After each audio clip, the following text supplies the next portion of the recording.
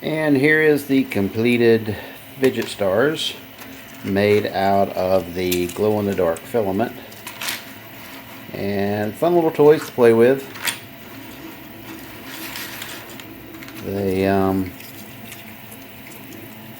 kind of nest within each other, but they're made where they won't come apart. And you can move them around. And then, if you, of course, let's put the light on them. Charge it up a little bit here.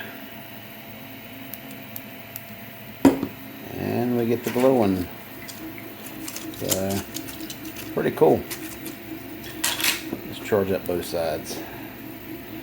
See how they look. There we go.